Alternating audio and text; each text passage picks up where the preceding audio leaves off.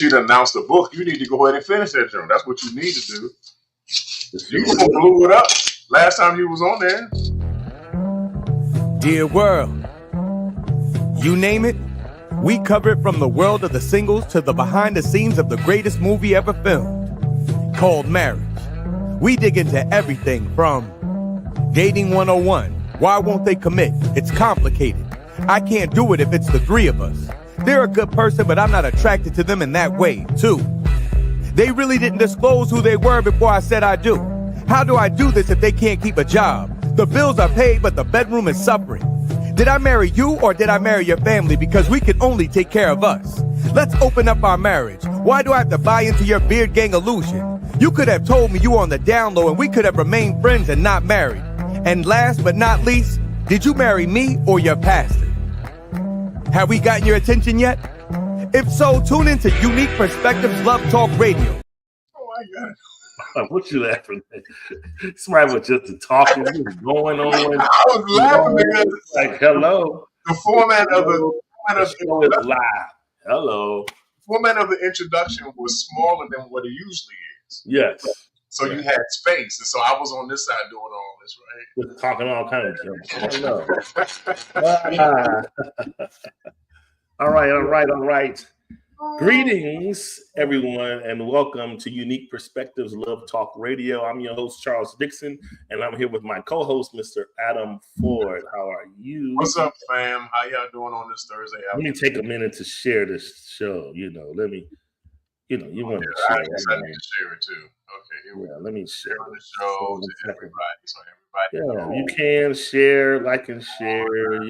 Let's see. Okay, share the show with everybody, so everybody can see what's going on. So we can have this conversation, so we can talk about things. Yes. Things out in the open and everything. We're gonna get straight to it today. Yeah, I suppose. All right. Now, by way, Mr. Ford, of popular events, I don't typically get into this. Oh, the folks are coming in. How are you guys? Good to see you. All right. What? Okay. This is something that I constantly see, and I say to myself, number one, none of us are perfect, right? I'm talking about us men. None of us are perfect. We have loads of skeletons, issues, and whatever. It just comes with the gamut of being a man. All right, one thing. But for the life of me, the thing that just it's painful to see is when I see my brothers in the industries, in the sports arenas. It is like, you know what, it takes me back. I know a lot of us, some people grew up with a male figure in their life, a father and mother, and some didn't, right? And what it seems like what happens in our community is the minute we quote unquote get a bag, we go deaf and we just learn a different sign language. And you give us a little bit of a bag, it is time to become the road runner, and we just knock down everything in the pathway. So I say this to say, I see it on the basketball court, on the football field, wherever. If we making some money, we go out here and we purposefully, we may not say we are, but we are purposefully sabotaging what we have. And next thing you know, I'm pregnant. And now the boy, I'm thinking about the young boys on the basketball court. They're not even 25 yet. And the one guy, he had to pay $1 million. He didn't have to pay, but he chose to pay the girl $1 million. Oh, yeah. Instead of going through the child support, when you just could have not just did the crime. I'm not saying the sex is your problem, but we do know you choose if you shoot the club up or not, right? That's on you. You don't have to do this. So if you're doing it, it's like you're cocky to say, I don't care about the ramifications. Right. And so listen, I'm here to tell you, if you, even as an unmarried man, if you have a kid, Adam, make no mistake about it, you just may find yourself in court. Anyway, so I mean, I'm telling you, people, that ain't no joke. And so when I'm saying all of this to get around to our brother, Mr. Shannon, and I'm just like, okay, enough is enough. We get ourselves, again, we get into these blessed positions. It's not even so much about money. I mean, it's evident it's money, but what I mean is, you know how the word tells us, Adam, the gift makes room for you and puts you basically in high places. Right. As we see, a lot of our gifts are making room, but we're getting in the room and they're realizing we don't have on deodorant. We stink the room up. We get in the room and we make a buffoonery of ourselves. We got priceless opportunities. You don't see every day. You don't just see a platform where we can just speak our mind within our personalities and then and make money from it.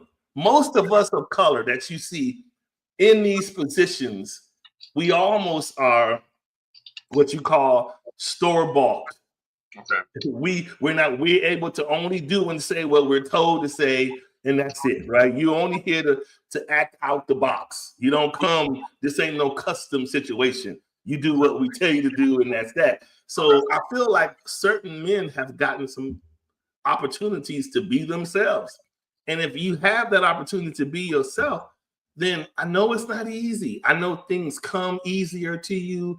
Things are more tempting. Things you think you can just, if you were one lawnmower, you think you could mow the world because you think you got it like that. That's just what arrogance will do to you, right? You think you can mow the world. So all of this thing, and so it's unfortunate to see things that people, quote unquote, will do in private or whatever, however that looks. Mm-hmm. And then when it regurgitates back to life, it comes out totally different and has a totally different ramification attached to it. And it's just unfortunate to keep seeing over and over. I don't care. Look, we've seen it at the politician level. I mean, from this one to that one to this one to that one. We've seen it at the sports level. We've seen it at the actor level. It's just like you trace it all back. Somewhere along the line, we didn't get it right. Somewhere. So we didn't listen to somebody. We didn't sit up under someone long enough to understand the lay of the land. And it's unfortunate to kind of see playing out the way it is, but it is what it is, right? Yeah. So first thing is, I'm gonna ask you to stop banging on your desk because it's kind of like hitting the microphone. You know. Oh, my bad. Okay, my bad. Yeah, okay. Thank you. That's technically do it again. Go ahead. So here's the thing, though, Charles. When I'm thinking about all of those situations that you just described, the young player that just paid out $1 million in terms of child support. Then you got the Shannon Sharpe issue. I'll even bring in, and this is applicable to this as well. I'll even bring in the whole Jonathan Majors and his whole thing, the thing that went down. So here's I'm gonna boil it down to this, and I'm sure some people may or may not take issue with what I'm about to say, but the saying is true, and it fits every situation that we have here, and it is this: do not let your gift take you where your character can't keep you. We have heard this said over and over again. And basically what it means is we all have talents, we all have gifts that take us to places. And, as a result of us having gifts, they open up doors for us. They open up opportunities. They usher us into rooms that we would not have been able to be in if it were not for the gift that we have. Okay, so we all have gifts. We all have skill sets, things that promote us and put us on the block and put us on the map so people recognize us and see us as being a talented, gifted human being. But often the problem is the fact that even though we have the gift, we have not worked on our character as a person. as a human being that is able to make wise decisions in the moment. We let the moment take us where we're not prepared to go. And we're not prepared to go because we have not worked on our character as a person. Character. What I mean by character? I mean integrity. I mean truthfulness. I mean trustworthiness. I mean honesty and transparency. I mean self-discipline. I mean being able to say no when you really want to say yes. I mean being able to walk away from something that you don't want to walk away from. This is what character entails. Because a person of good character, even though he's faced with a decision to do something that may bring pleasure for the moment, will say no because he realizes that if I say yes in this moment, I'm really kind of handicapping my future because this moment is going to mess me up. This moment is going to hamper me. It's going to impede my journey. And so instead of me spending a lot of time on flaunting my gift, I should have been spending that time on developing my character so that when I face this particular issue, whether it be with a woman, whether it be regarding finances, whether it be making a decision, whether I want to go early into the NBA, I have the character that will be able to help me make the best decision for me at that time. But again, ladies and gentlemen, we live in a society in a time where it's not about your character. That's it's about likes. It's about everybody else validating you. It's about you I guess again flaunting your gift, and your gift is out there. Yeah. But again, you can have all the gifts all day long. Yeah. But if you don't have proper character development as a person, I guarantee you will not last long. Look at the examples that we have before us today. Yeah. All the examples that we have before us today, each and every one of them, talented Black men on the scene on a national platform. Yeah. But when faced with that decision, did not have the character to help them make the right decision in order to keep them out of the trouble that they find themselves in. That's all I'm saying. So you know what it is. I mean, you're making a great and valid point. The thing is, it's all about focus. And this is why I say where did we come from and what was taught there. Because if you think about it, all of those people, well, not people, but all of those personalities and areas of life that we discussed, if you think about it, there is no character camp, integrity camp. Okay. When people evolve in their gifts, they usually are taken overnight right where they are. Okay. Whether it's on the basketball court, football field, whether you got a role in a movie and you were an extra, but you stood out.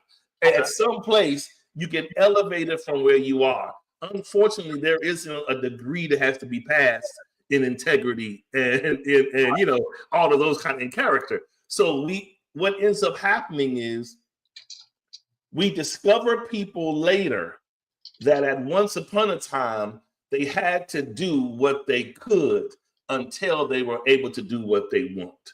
And unfortunately, we don't find out a lot about who people are until they're able to do what they want.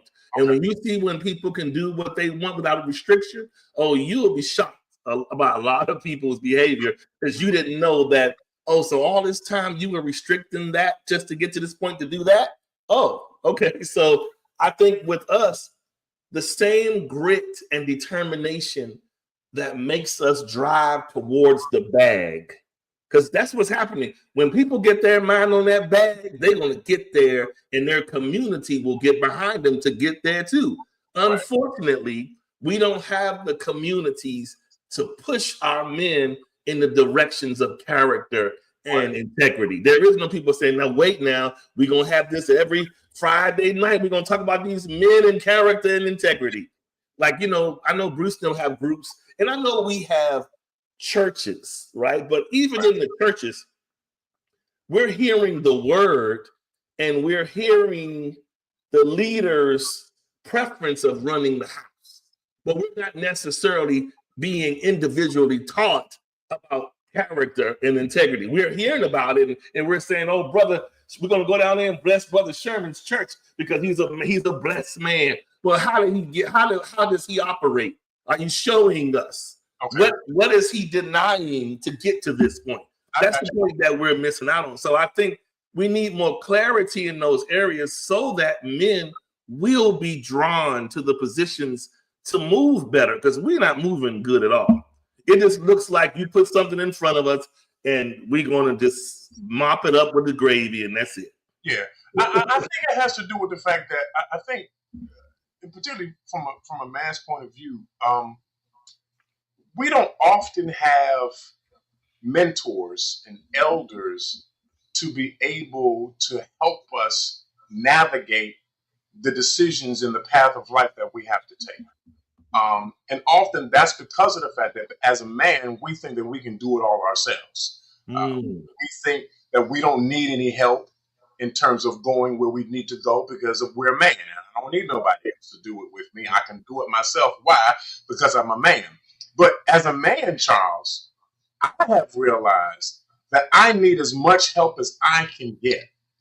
I realize that I can't do it all myself. Here's the thing, Charles. I realize that I have blind spots. I have blind spots. Yeah. It's funny. I had to go to the eye doctor today, and they were testing some things, and they were giving me the results back. And one of the things that the doctor said in terms of the diagnosis that he gave me, he said, you have blind spots. You have blind spots, but they're natural blind spots. And that's the thing. We don't understand that there are blind spots based on our personality, based on how we were brought up, that are just there. And if we don't have anybody else in our life as a mentor or an elder to us, we will always miss it because of the blind spots. These are things that are natural weaknesses and vulnerabilities that we have. Wow. But here's the key to that. If I have somebody who is a mentor, who is an elder, who has already walked the path prior to me and before me, then I stand a better chance at succeeding at possibly debilitating decisions with the mentor because they've already walked that path. And if I'm willing to be submissive enough to hear what they have to say, again, I can avoid that possible pitfall. This also has to do with character development, that I'm willing to allow somebody access to me in a way that they are able to see my vulnerabilities, my weaknesses, my blind spots. So again, when I come to a place of having to make a decision that is critical, I make the right decision because I've been prepared to make the right decision. Well, that's good. Because I have a mentor who is showing me this is what you do when you come to this particular situation. Again, I'm not assuming that every one of these examples that we've had, or even those who are listening today, that you don't have a mentor. But what I am saying is that if you don't have a mentor, you will make a bad decision. Yeah. You will find yourself in a situation where you are compromised because you don't have anybody else telling you, no, you should not do that. Yeah. You don't have enough personal growth and development within yourself to say, no, I'm not going to do that. And we've been here before time and time again. No is one of the hardest words that we have to tell ourselves. We don't want to hear no, especially from those who are supposedly with us. And we definitely don't want to hear no from ourselves. You know what I believe that we're going to move on to the show, guys. But I feel like, you hear that echo, Adam, a little bit? Oh, I feel like what we do when we sit in the seat of mentors, we are busy. We have no problem mentoring, but we refuse to expose.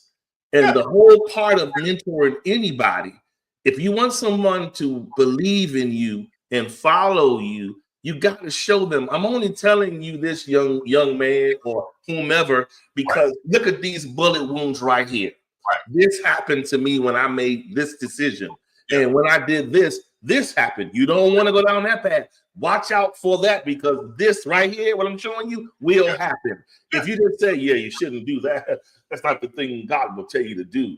It sounds good, but you're not giving me the evidence. So I think with men, we need evidence. You got to give us the evidence to the problem to show us that you weather what you're telling me I can weather. And I think if we do more of that, we'll have more success stories, because we got a lot of talkers, but we don't have a lot of showers. You know what I mean? We need to do that, and we'll be fine. We'll be fine.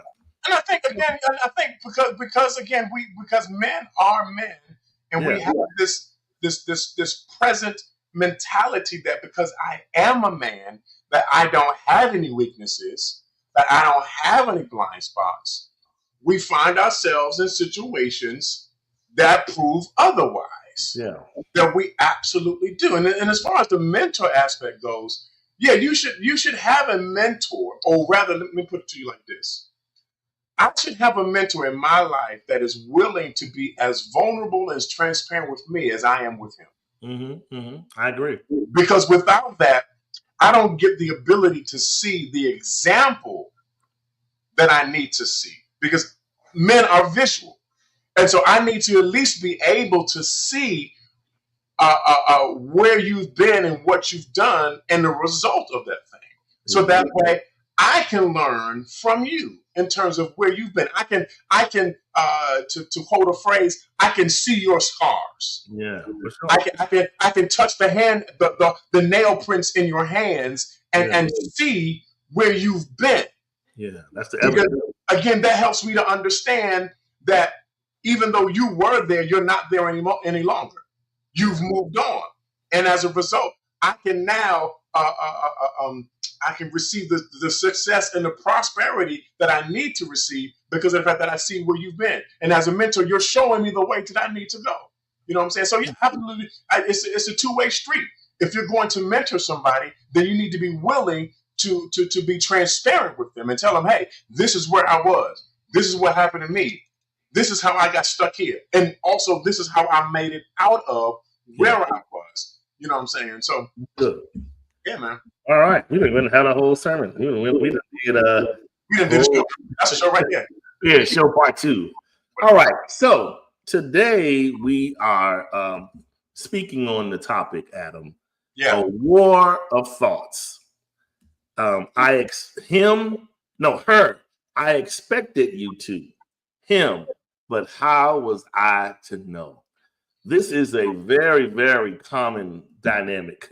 And I'll briefly read, since our brother is not able to read today. Thank you. Gee, wow. You don't have to announce that, man. They don't know. Okay. All right.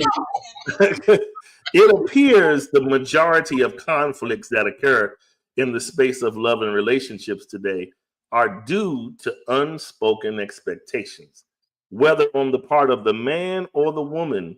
If there's a need or a desire that hasn't been communicated, a war of thoughts will usually follow shortly thereafter. Her, I expected you to do that. Him, well, how was I to know? Or vice versa. So here we are, people, where I feel, me personally, before we dive into this, Adam, there are a myriad of people across the world in relationships, even in marriages, that have a set of expectations on this side of their life that they have not transferred to the other side where their partner resides. They just have this thought process, and it's called "you should know because." You should have known because of this. Shouldn't you know? If I'm your person, you should know me enough to know. And I think we can't say this enough. And this isn't a man or woman thing. It's both. It happens on both sides. But we cannot read minds. Right. And I say this and I say this again. If you want something, or if something is an imperative, non-negotiable to you, like it's because some of us have some hard lines about things that we feel you should have been thoughtful enough to do, or should do more of.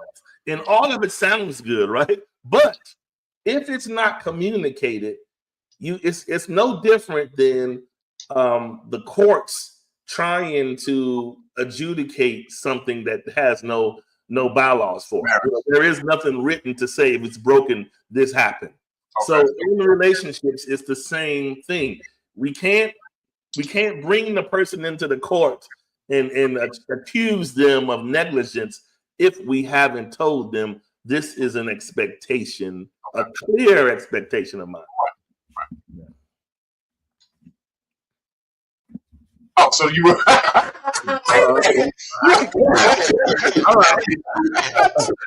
all right. You didn't. Hello. You know. Here we go. I'm ready. Okay. I didn't know you were passing the ball. You were just looking. I was trying to force myself not to go on a tangent, so I had to cut off. You took going on a tangent. Go ahead. All right. Well, here's the thing, though. So I think some of us, if not all of us, have been in situations where, having been in a relationship with a person, and then we either don't do or do something that is obviously a violation to the other person, but they never actually verbally said, "Don't do that."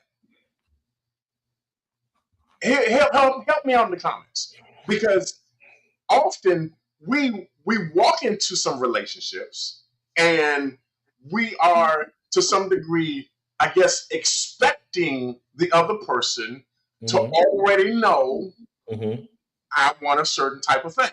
You know what I'm saying? But we never open up our mouths to say, bliggity, blah, blah, blah, blah, blah.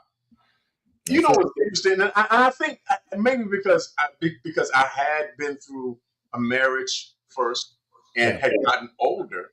One of the first things that I said to my wife, Maria, when on the very first date, after marriage, very first date, one of the first things that I said to her, I said some other things, but this is one of the first things that we always joke about, but it's true. Yeah. And that is the fact that I do not read minds. Me personally, I do not read minds. Okay. And if I had the ability to read minds, I still wouldn't read minds, because I don't want to know what's on your mind. I need you to open up your mouth and actually explicitly say, this is what you're thinking. This is, ladies and gentlemen, this is the underpinnings, if you will, of what it means to be in a relationship. Because if we are not communicating, and here's the thing, we are communicating our thoughts. We're communicating our heart sentiments. We're communicating our feelings. If I'm not communicating, that means you don't know anything about me. You don't learn anything about me. There is no understanding that comes because there is no communication that is taking place. If you expect me to know something, then you have to actually say what it is that you want me to know. Yeah. But here's the thing, though, Charles. So often, we walk away from certain people in our lives, or not just walk away, but we kind of go into our corner and we pout about certain things that did not happen. No. All the while, we did not open up our mouths to say, this is what I want. Yeah. But we're disappointed when it doesn't happen. Yeah. We're frustrated when our wishes don't come true. Yeah. We're mad because our dreams are still dreams and not a reality. Wow. You didn't open up your mouth to say squat. Right. Yeah. To say nothing, but you want me to do something about the thing that I don't know. How unreasonable is that? How crazy is that? That's absolutely insane. Yeah. Because none of us can read minds. You know what I'm saying? And for you to walk into a situation and expect somebody to already know what you want, like, for example, Here we go. I know I'm gonna mess up a lot of people. Some of the women are gonna be mad, but like on Valentine's Day, right? Okay. On Valentine's Day, right? You expecting me to buy flowers for you, but you never said that you liked flowers. Watch this, and you never said that you wanted flowers, but you expected it to happen. Wow. But it was never a conversation. It was never information that was disclosed or divulged between the two of us. Yeah. So again, here's my thing is this. How can you have that type of expectation when you never said this is what you want? Wow. Y'all help me understand. Help me. Hey, I think Valerie said it probably best as it normally, how it really goes. She said, after being with the person for a while, we assume they know us and what we want. But guess what?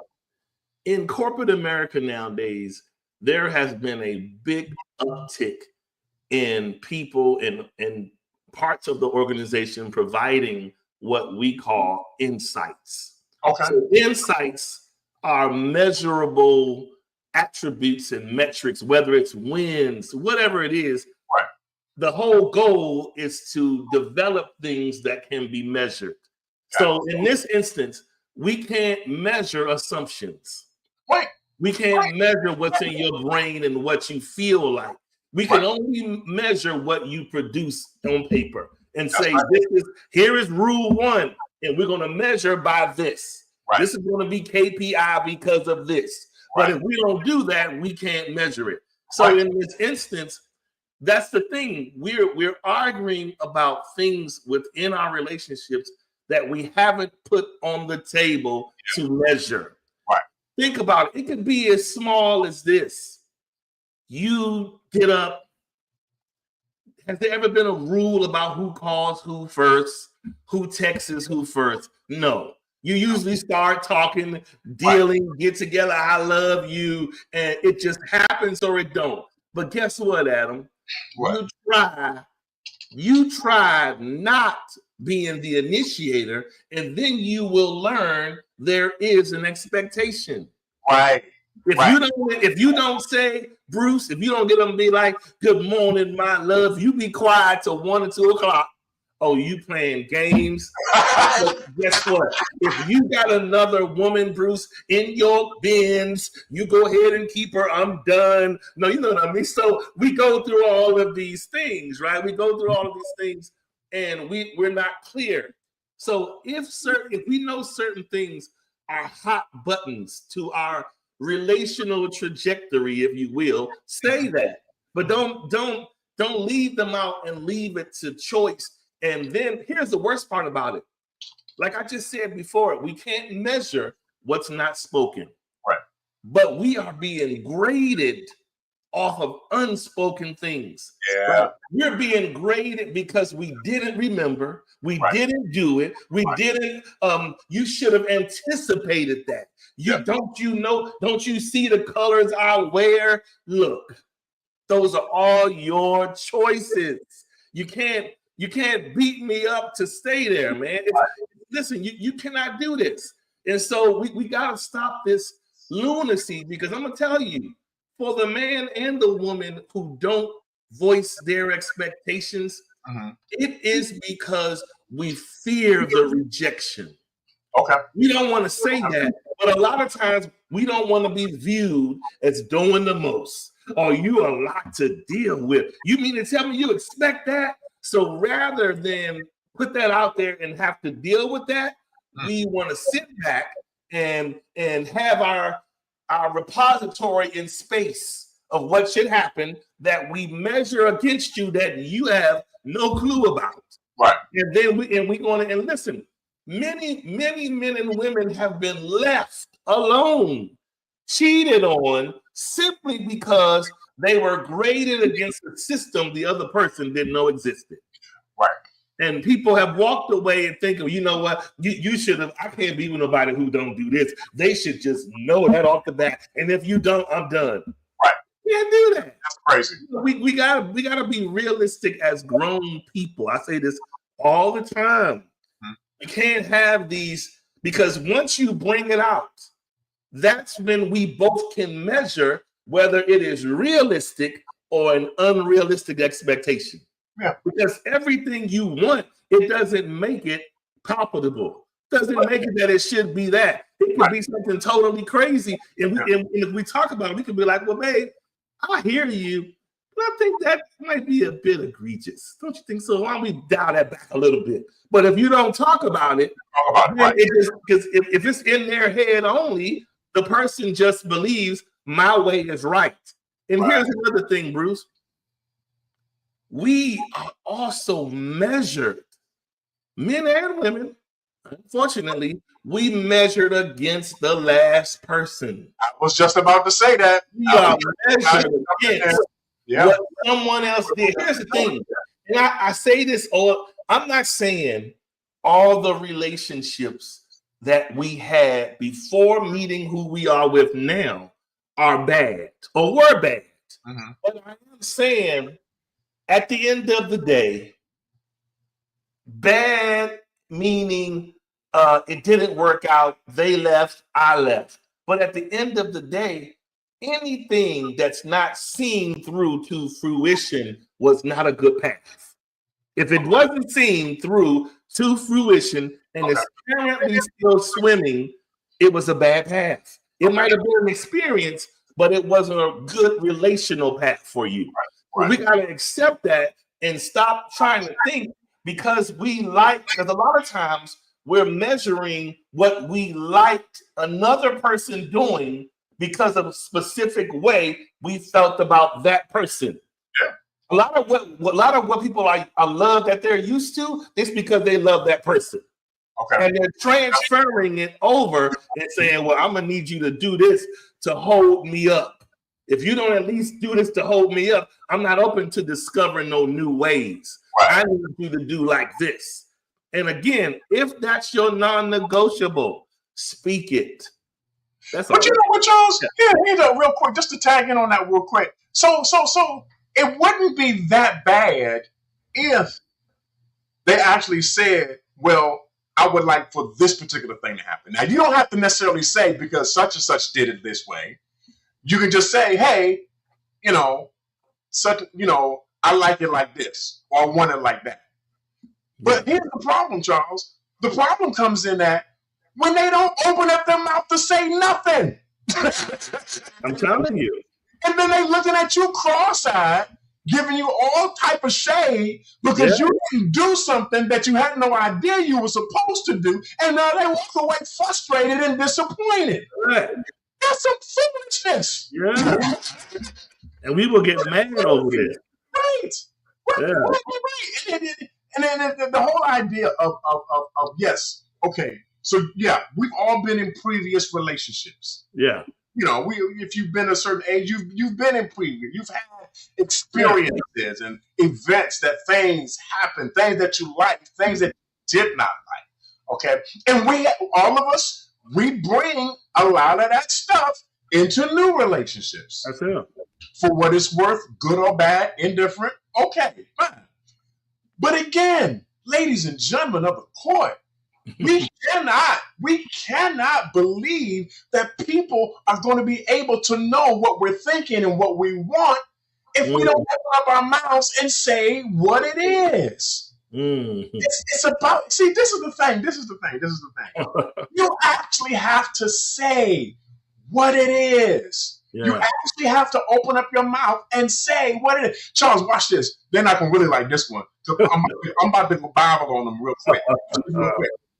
Even Jesus says that when you go to the Father in prayer, even though he already knows what you have need of, he still wants you to open up your mouth and say it. And acknowledge. What it is. Say it. If God is requiring you to say what you need to say, how much more do we need to say to each other about what we're thinking, about our heart, about our feelings, about our emotions? But we don't do that. Again, we catching a bad attitude. We walking around here pouting. Our lips are poked out because what? Because he didn't take me to Cheesecake Factory this time.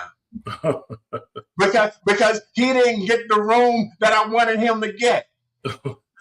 Because he didn't buy me that bag that I wanted to have. He didn't buy me the Birkin. He didn't buy me the Birkin bag. But if you had opened up your mouth, you would have found out he don't have Birkin money. Oh, wow. But you walking around, you stomping around mad because he didn't do or she didn't do what you wanted him to do, but you didn't open up your mouth to say squat. Yeah, and I have a real problem with that. Because that means you don't trust me with you. Wow. You don't trust me enough to say what's on your heart and on your mind. You don't trust me enough to be transparent with me, to say what's really happening with you, so that we can have a conversation. How else are we going to become closer? How else are we going to grow together? How else are we going to mature together unless you actually open up your mouth and communicate to me what your heart desire is? Yeah. I'm not going to know it unless you tell me. Yeah. Stop being so afraid. Listen. We said this before, that our relationships should be safe spaces and safe places that are secure enough where both of us can feel open and transparent enough to be who we are, which means I lay bare my heart. I open up my mind to you. I give you my thoughts so that you can know me.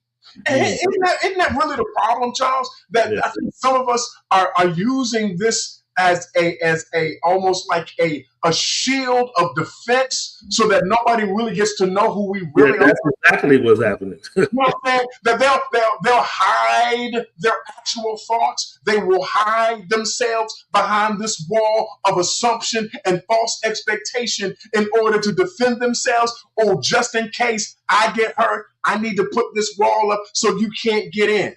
Yeah.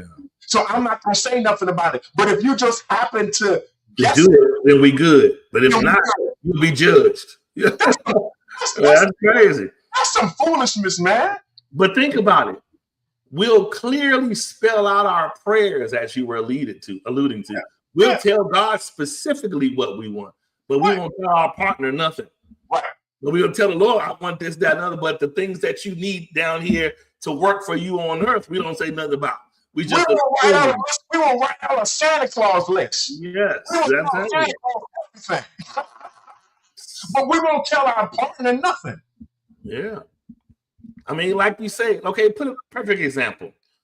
If you, let's just say, so like you said, if someone is dating or a relationship or whatever, hey, I like it when you contact me in the morning before you go to work. I like that. It works for me. I'm not saying I'm going to have a baby if you don't do it, but I'm letting you know I like it. That's at least establishing a track record in that person's mind of an expectation to say, okay, they voiced that they like it. So if I don't do it, now I'm going against what I know they like, right? So we have to establish those things so that we can say to the person, okay, well, they did say this, right? Whatever. But at the end of the day, if we bring the things, if we bold enough to bring our issues forward, we have to be just as bold to be open to being rational with them. Because not every expectation is reasonable. Yeah. So just because you think it should be or it has worked for you in the past, it doesn't mean it's reasonable today in this relationship. So you got to be open to that. A lot of us, we just see life through one lens. And if you don't walk in the camera of that lens, then it just don't work. And that's unrealistic. We got to be flexible. A lot of us, we want, but we refuse to bend. And you got to be flexible in anything nowadays to work. And it's uncomfortable. Sometimes you don't want to come out of your comfort zone and change up things. But when you do it when you feel the person is worthy of that. Let's just be honest. We sacrifice where we feel it's necessary to. If not, we stay in cocoons, right? So at the end of the day, we got to be honest with ourselves and our partners. And because some of these things that we keep regurgitating and bringing up and getting into fights. There's another problem that's not being discussed underneath the surface that needs to be talked about. You know what I mean? And I'll even take it a step further. Now, me and my wife, we're going on almost 9 years of knowing each other and 7 years of marriage. Okay, yeah. And so we have had conversations in the past. Because again, Adam is not reading your mind, Maria. He ain't trying to read your mind. He don't want to read your mind. He needs you to open up your mouth and say what it actually is. Now, here's part of the problem particularly if you've been in a long-standing relationship, if you've been married, that because I said I like spicy Doritos back in 2019, doesn't mean I like spicy Doritos in 2025. And so we operate off of past due information about our spouses. Wow. Now, what this means is that I can no longer just assume that I know you based on what you told me previously. But I actually have to, and y'all not going to really like this too much, but it's okay. It's for your good. But I actually have to engage you and communicate with you as to what you or where you are today. So it can't be just based on past information or based on what we did in the past, but it also has to be updated information. Just like your phone gets updated, just like Windows get updated, just like various programs get updated, just like your license has to be updated, just like your tags have to be updated. You have to remain updated with your partner. Yeah. Because the reality is that you should be growing, which means you should be changing, which means where I was before is not where I am today. Which means I have to remain continuously engaged in talking to you, in listening to you, and understanding you. And you have to do the same with me. You absolutely have to come and talk to me so that we can remain updated with one another. Oh, baby, what you thinking about this right here? Now, she might have said one thing back in the day, but now she's saying something completely different. But if I don't talk to her and find out what it is, and if she does not give that information to me and she's expecting me to read her mind and to know what it is, that ain't going to happen. And it's going to fail every single time. You got to remain updated. Just because I liked it yesterday don't mean I like it today. Wow. Well, we have to, like you said, we need to have these conversations where because people probably, I can imagine there are people who have a lot of things in their mind that they want to say. And sometimes, like you said, they're afraid to say it for whatever reason. They're afraid to bring it out because it's like, well, I don't want to say that because I don't want this to happen. Right. But guess what? If it's going to be just as worse being silent. The worst suffering is the suffering in silence. Yeah. It's one thing to you both are making noise together, and even though it may not feel good, but hearing the other noise alongside of your noise says that we both care. Right. But if one person is in silence and the other person is living their best life, then something is off balance. It's imbalanced. Right? Yeah. And so we need to be able to say, I'm going to live my life until you tell me you're suffering. Right. And then here, I know it may sound difficult, but I say this all the time. You get more with honey than you do vinegar. Yeah, you do. How you communicate things is everything. If you sit there, well, I told you time and time again, I'm so tired. That doesn't work for me. If you say that to a person, the man or woman is already disarmed. Now they're just like, I'm shut down. I don't want to say nothing else because you made it sound so I'm done. You didn't leave room for we can work on it. Right. People need to hear in that conversation, here is what I don't like, but here is the part that says we can work on it. Right. If you just cut me down like a tree and everything is, I don't like this, because I don't feel you. You don't leave room to fix nothing. Right. And every man or woman that still loves someone, and while they're in the midst of conflict, you're waiting for that bowel of grace to be extended to you. Yeah. You're waiting for, you don't just want to hear, well, yeah, I mean, I know, but this just doesn't work. And all that, you know, when you're listening to energy come at you a certain way, you know when things sound like it's perilous rather than hopeful. Right. So the goal is to discuss it wisely enough that you don't kill one another, but you still extend the grace to let people know, look, I'm just letting you know what some of the things I didn't like, but I'm here for it. If we both see the value in fixing this, I'm here for it. You know what I mean? Yeah. And man. I just think, listen, y'all, and I know I'm talking to some grown folk that understand what I'm about to say, and that is the fact that relationships take work. Yeah. It's a lazy person that assumes that the other person knows what they want. It's a lazy person that is sitting here thinking to themselves, oh, I hope they do this, oh, I hope they do that, and you haven't opened up your mouth to say nothing to them. And it almost makes me think, Charles, that in all reality, maybe you don't love them the way you say you do. Because if you actually did love them the way that you say you do, you would actually say to them, hey, baby, I would like to do this today. Or, hey, darling, maybe we should do something different this time. But because of the fact that you want to save yourself more than you want to express yourself to the person that you're with, which puts the entire relationship in jeopardy. Because it's almost as if you're more about, wanting to preserve how you look to them than you actually are in reality, instead of being able to say to them, hey, this is how I'm feeling. And it's funny because even me and my wife were having a conversation this morning, and I'm thinking to myself, oh, do I say this or do I not say this? But I was like, hey, we out here now. Let me go ahead and say it. We're out there. And we had a great conversation about the topic. We had an awesome conversation. But if I'm sitting here thinking in my head, and understand, I'm a person that likes to think about things. I like to analyze things. I'm pragmatic when it comes to a lot of different things in my life. I think about things. I analyze things. Often, sometimes I find myself internalizing things that I probably should not internalize. You know what I'm saying?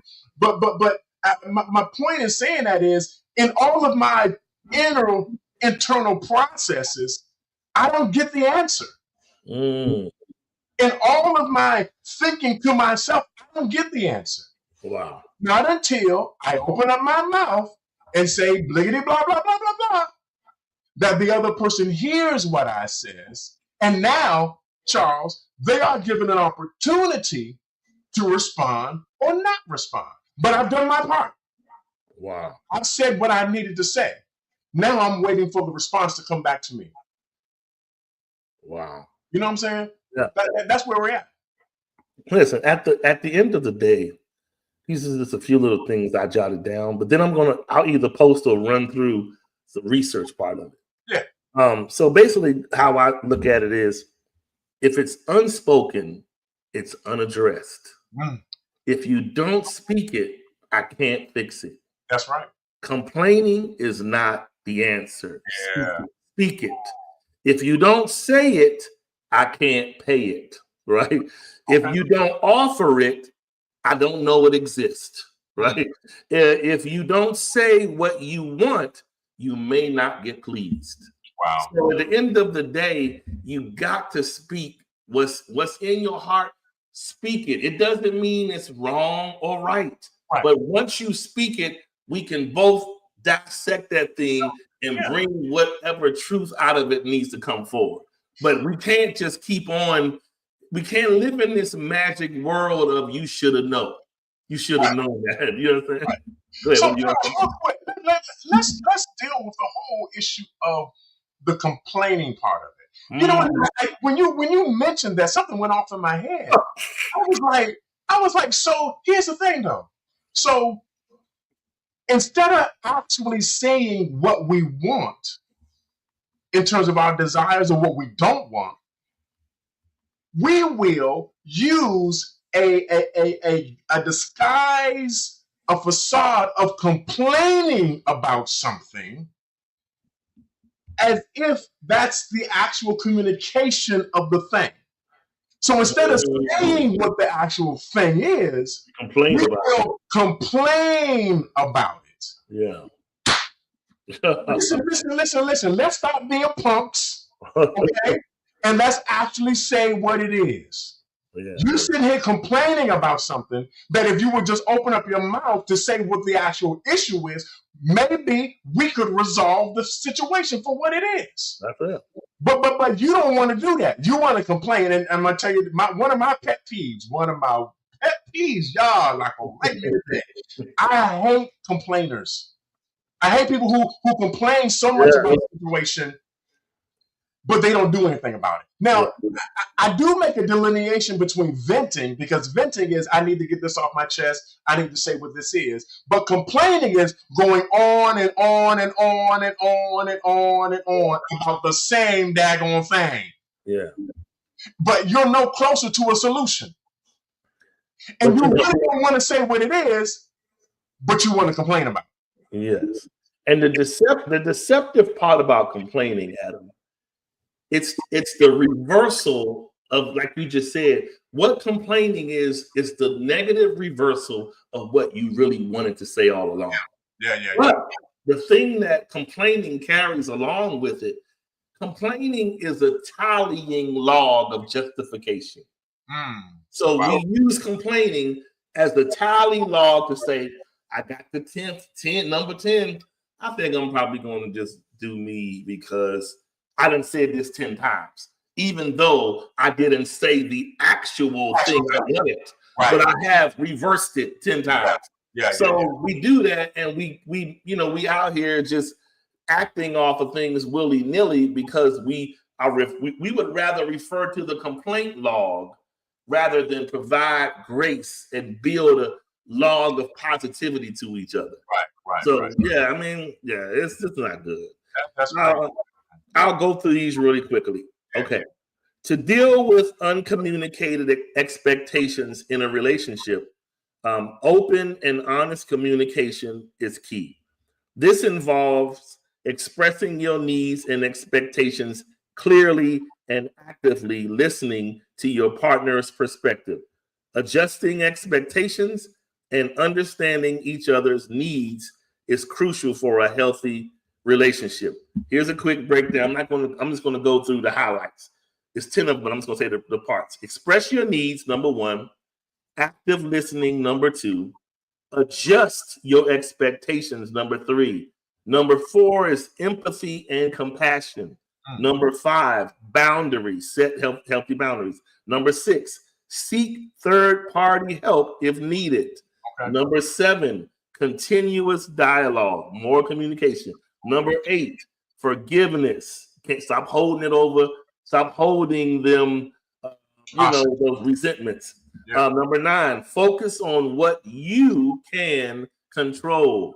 Right. You can't focus on what you can't control. Right. Remember the good times. That's number 10. So that means instead of focusing on what's not working, let's sometimes try to come to a mutual centering on the things that have worked historically and we have enjoyed, and build from there. But to sit up and just hammer on what's not working or what's leaking from us, sometimes if we want to go a little deeper, sometimes it's not that there is a need that's not being delivered. Sometimes it's an issue that hasn't been healed. The first thing you can do is try to get somebody to fulfill something that you're still broken in. But we're expecting you to be the miracle man or woman while we still are broken.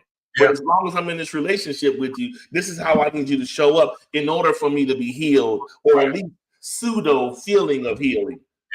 So and that's the thing, though, Charles. Right. So the injury, the offense is compounded by the fact that you never said what you needed to say, and so I never do what you want me to do, which hurts you even more. And you never, as a matter of fact, not only do you never get healed, but it makes the wound that much more worse. Because you don't give voice to it.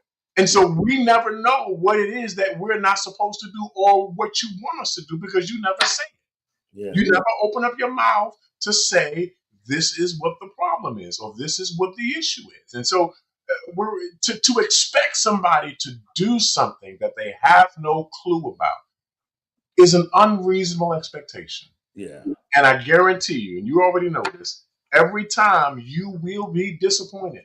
Mm. You will be frustrated every single time because you haven't said what you needed to say. You know what I'm saying? But you're expecting them to do it though. Yeah. And that's the insanity part about it.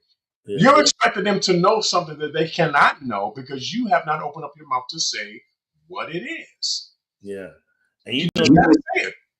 And the other part of it is, man, what's the point I was going to make? I had a point. You were talking. It was right there. Gosh, what were you saying initially in the beginning of this? It was something I thought about off of something you were saying. About the fact that we have to say it, and if we don't say it, it actually makes the injury worse. Yeah. It actually compounds the issue because of the fact that we don't say what we need to say. Yeah. And we find ourselves even hurting more because we just won't say it. And you understand, all of us have been hurt. Yeah. All of us have been through situations that have done us wrong, that have injured us. It happens to us. Okay. Yeah. But in order for you to get whole and get healed and to become healthy as a person in your relationships, you gotta talk about it. Yeah. You gotta release it. You gotta let it go.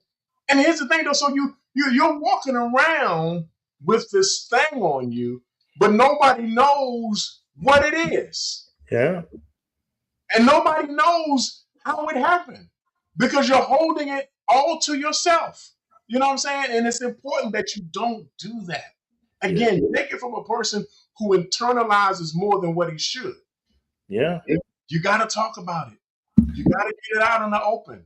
You know what I'm saying? In order for you to release it. Even if you just go down in prayer and talk to God about it. Okay, do what you got to do. Man. Yeah. What you got to do, sis. Talk about that thing. Get that thing out there, man. So you can feel.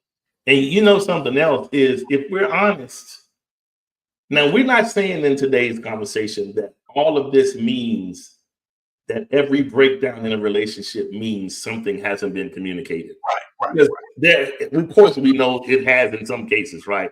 But I'm saying this to say, when you're in a relationship or a marriage with someone and something is maybe a little off or not working to the best of its synergy, believe me, when the person who has presented an outcry to their person, if they have consistently said this or said it a time or two, make no mistake about it, that person has a conviction about it.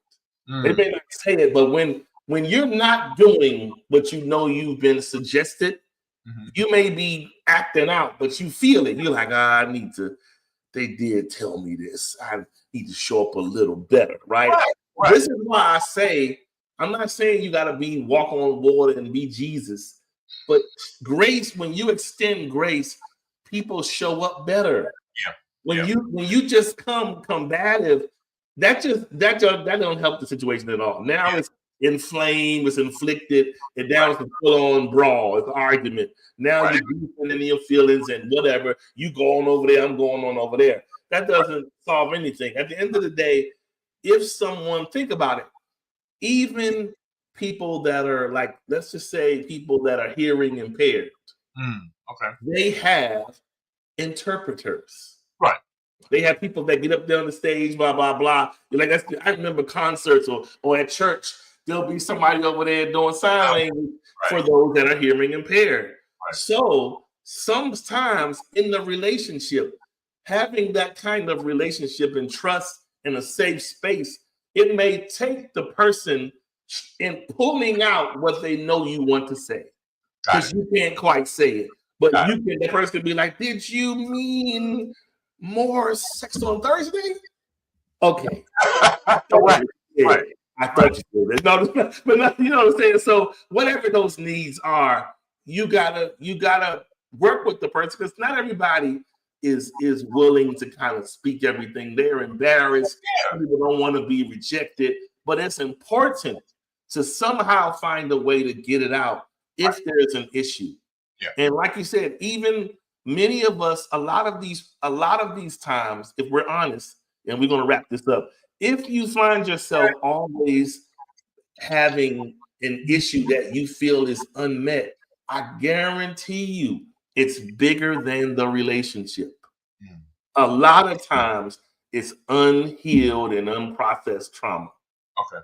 That we are transferring and bringing it over, and it makes the job appear to be harder because what should have been discarded wasn't. Right. It's brought over, and now we're dealing with the new and the old. Yeah. You know what I'm saying? And so it makes communication thicker when we don't cleanse it and be honest with our people with what we're really dealing with or carrying. That is if you care about the person enough to tell them. You know what I mean? Right. Yeah, and I agree with that because I think often we are reticent to talk about certain things because we've never talked about it. The path to that conversation and through that conversation has not been treaded upon yet. We have not been able to walk into that area yet because it's never been walked into. And so often because it's a place that's uncharted, it's a place that we have not discovered yet, we find it difficult to have a conversation about it. And so we're thinking that the other person should just know. Well, no, you and that person have to figure out a way to walk through that. It's almost, I would compare it to walking through a jungle.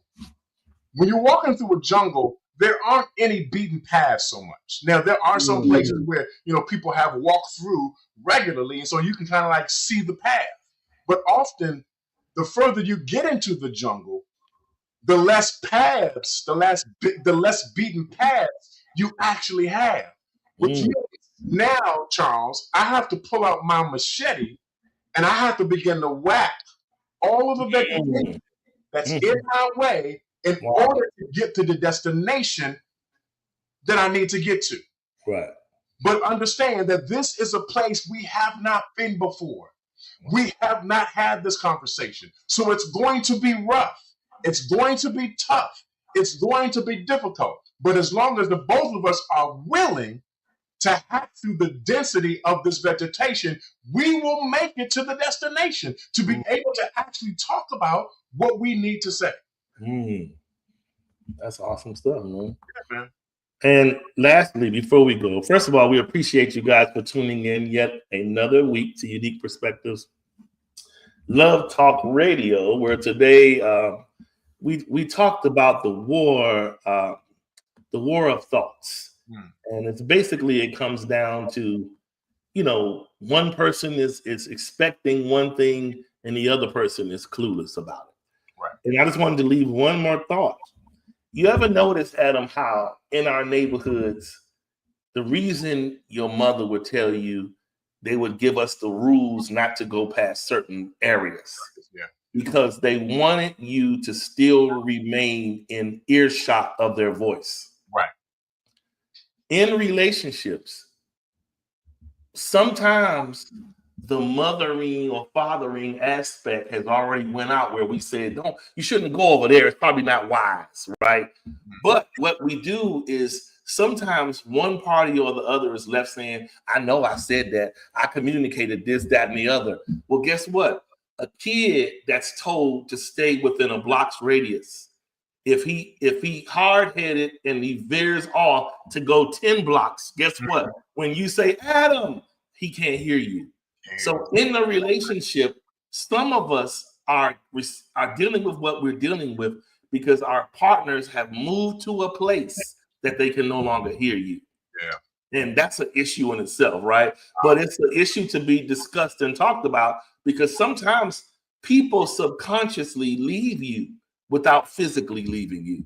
Their spirits have gone to a place where they don't receive what you're saying, or they can't. Oh, I can't hear you. What you say is wrong with you? Oh, I can't hear you. I'm all the way up. I'm 2-3 miles away. You know what I'm saying? And so we need to work. I think communication and the expressing of needs work better the closer in proximity psychologically we are. Yeah. So that means we got to work that much harder to be closer than we do, because the distance will come if we don't.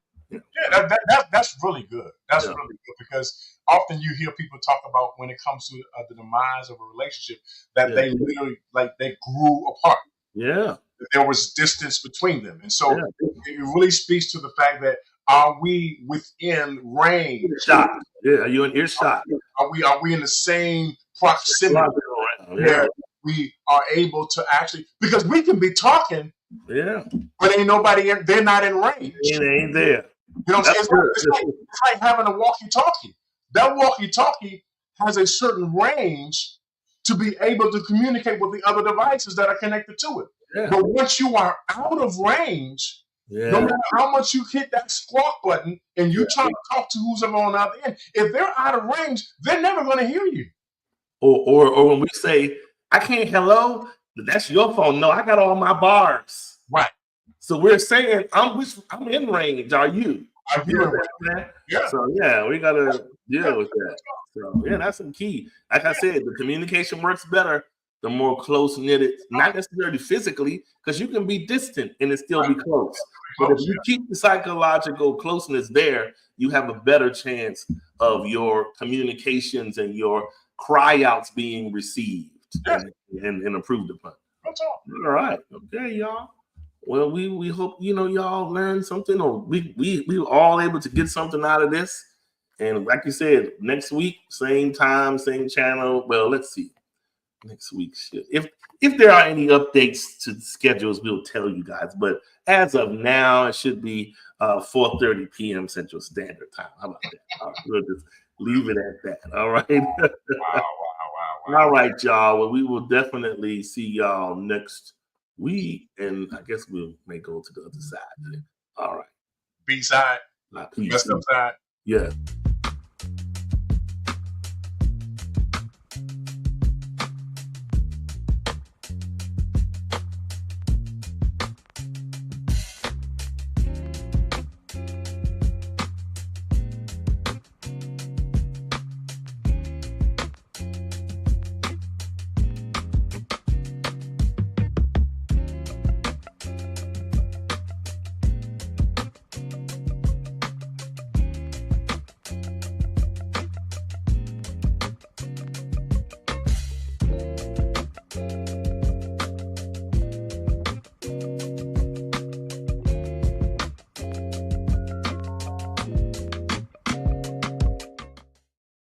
All right.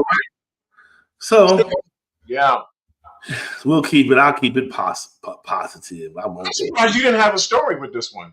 Huh? I'm surprised you didn't have a story with this one. I always have stories, Adam, but I'll save them for different shows. Oh my God! Some stories may be sensitive, so I'll just save them. Really? No, we're all things well. I need to get back focused so I can finish this book, sir. All right.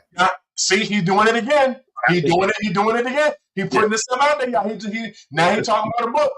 Y'all see what he's doing, right? I'm not gonna say what he's doing, but we need to hold his feet to the fire. That's what I'm saying. Yes. I'm just trying to keep the focus, Mr. Ford, but everything will be fine. Yes. You said that 2 months ago. It'll be fine. Everything will be fine. You said that 3 months ago. Oh, man. All right, y'all. I'll holler at y'all back. It's like, no, all right. He got some work to do. He got to go. Let's go. Yeah, all right.